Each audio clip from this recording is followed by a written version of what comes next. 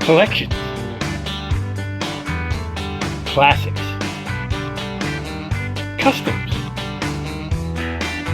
restorations. This is Crossroads Beach Shop. Hey, welcome back to the Crossroads Diecast Speech Shop, and today we have on the turntable Nitty Gritty Kitty. It's actually original red line. I was funny because I was looking for one of these online, but even ones that were really beat up, I was having a hard time finding one for a decent price. And then I just happened to look through a box of diecast cars that I have. It was a big tote full of them. I think I talked about that last year, getting that tote. And all of a sudden, as I was pulling some things around to find another piece for another car build that I was doing, I found this one. And so this is going to be a real challenge. This is probably one of the biggest challenges I've had, other than maybe the heavy Chevy. I think I did that a while back, and that one was pretty bad because everything was all messed up and everything.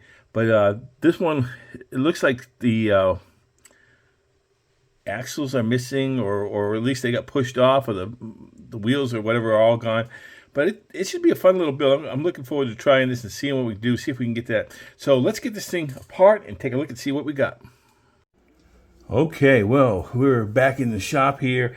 We finally got our Nitty Gritty Kitty all taken apart. Again, there's some pieces that were missing. The body, for all of this places on, you can see on this play worn, tarnished, stuff like that. Got it drilled and tapped. Now the base, when I looked at it, of course, as I said, I wasn't even sure it had any axles, but it did have those, and I was able to fix the front ones here. And so I'm going to have to put in a replacement type of an axle.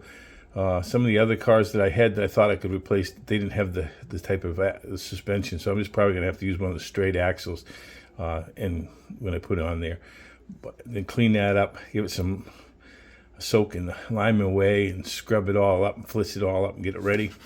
Again, the windshield's not too bad, it just needs a little bit of a wash, and I think a little dip in the Pledge Revive. Interior looks good, not a problem. When it comes to this motor, it's a metal motor, so that should be pretty good.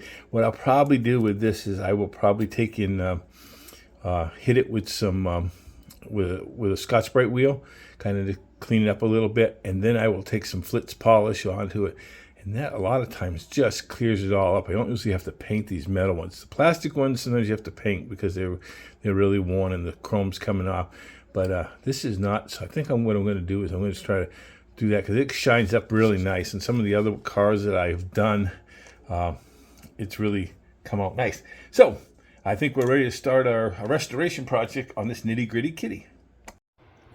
All right, well, we're moving right along with our Nitty Gritty Kitty. Again, I'm trying to do a full restoration here. So I've got some of this Retroflame Green from Second Chance Red Lines along with the hardener. And I mixed it up in a little medicine cup. I did a 4-to-1. They usually suggest a 5-to-1, but I use a 4-to-1.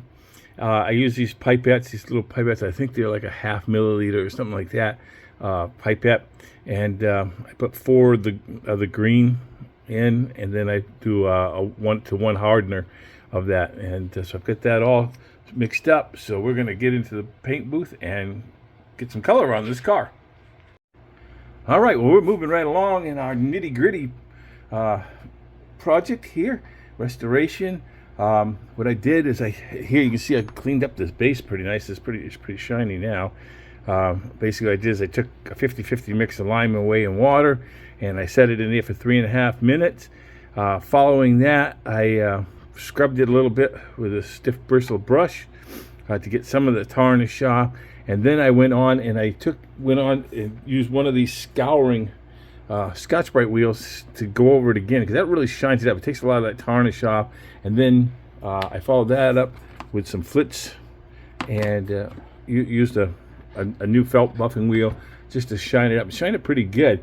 Now, of course, I'm going to have in a minute here, I'm going to have to do something about the front axle. The rear axle was there. I found it was inside the car, and I was able to restore that.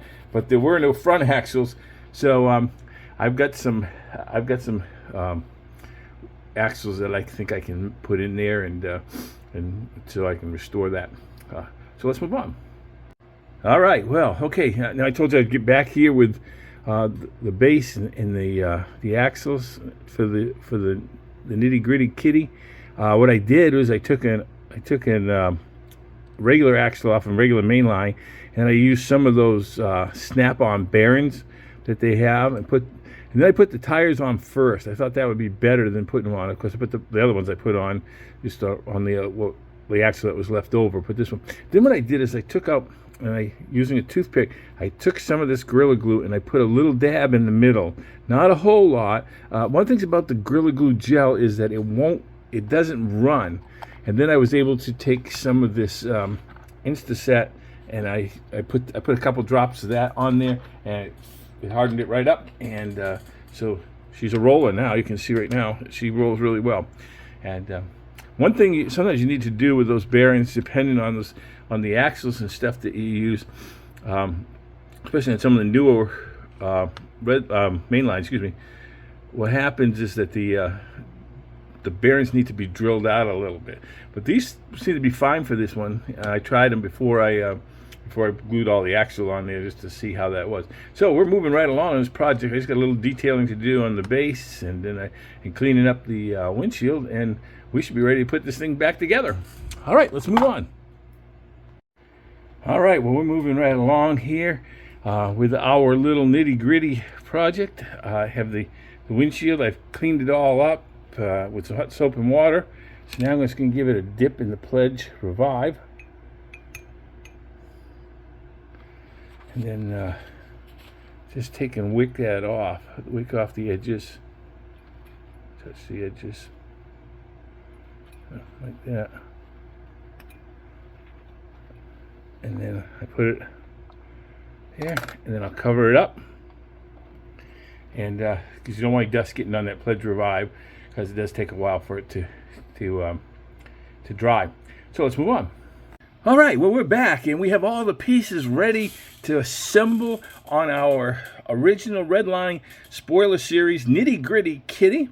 I've been working on it for a little while now, and I think it came out pretty good.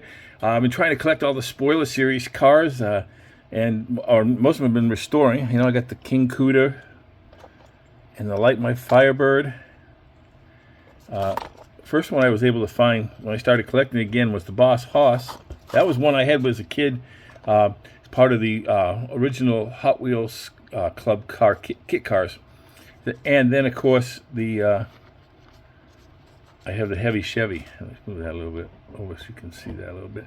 So I got all those. So the only one I'm missing right now is the Sugar Caddy. So I'm looking for that. So if any of you viewers know where there's one out there that looks like it's ready to be restored and stuff, I'd like to hear about. Someone wants to maybe do a trade or something on it, let me know. Okay, so I'm still looking on that one. So those are the ones that I've done so far on my channel. And now let's take a little bit look on this restoration, what we've done. This is the windshield. The windshield wasn't in too bad a shape. It, got it clear. Cleaned up, I should say. It's not clear because it's one of the Hong Kong series cars. So I got that, and I put some, dipped in the Pledge Revive, shined up the base, detailed the front with a black paint pen, and then did the tail lights with a Sharpie. Interior was really good. Had one of the original type steering wheels, which was really good. I think they called this color champagne. That was good. So it just had to be washed up. And this really came out really nice. Basically what I do with these, if it's a metal engine, take the one of those Scotch-Brite wheels, scrub it real good, take some flits, and just take a felt buffing wheel and really do it real well and stuff, clean it all up. And that comes out really well. I found that to be better on I wish I had found it on some of my earlier restorations, because that really come out really well, and it shines up nice. But I'm still happy with the other ones too, the way they were. And then of course I painted it with the Retroflame green paint from Second Chance Redline, so that looks really good on there. I'm really happy with how that turned out. I like that Retroflame paint because it takes and makes a nice shine on it and everything. So let's get this thing put together.